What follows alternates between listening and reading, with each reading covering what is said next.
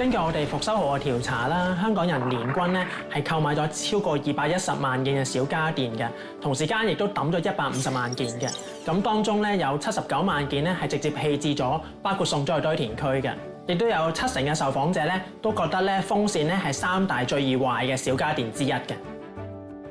Alan， 點解咧廢棄家電會咁多嘅？舊一代嘅人咧就通常比較節儉啦，佢哋就唔係會咁隨便咧就放棄舊物嘅嚇。咁但係而家香港人一般都比較富庶啦，又中意追潮流喎，加上一啲周期性嘅消費，譬如去到大時大節咧，大家都好想買嘢，咁亦都係實質代表咗咧係想要多過需要嘅咯。呢一點咧我都幾明白，因為而家有啲小家電咧真係賣得幾平嘅，100幾蚊都有。如果壞咗嘅話咧，可能寧願抌咗去買個新嘅。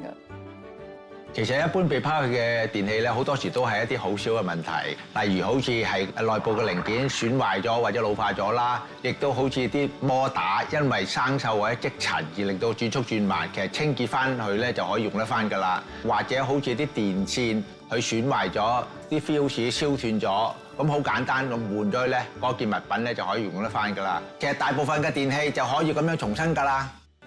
香港一直都有好多維修嘅老師傅啦，咁亦都有好多香港人咧去願意學習維修，咁所以咧維修嘅技術咧一直都喺度嘅。咁只不過香港嘅維修服務咧咁就比較零散，市民要揾都唔容易嘅。更重要嘅係咧，一般市民都覺得咧掉咗去買件新呢個主流文化啦，好過花時間同埋花成本咧去整好一件嘢，一直令到復修唔流行嘅。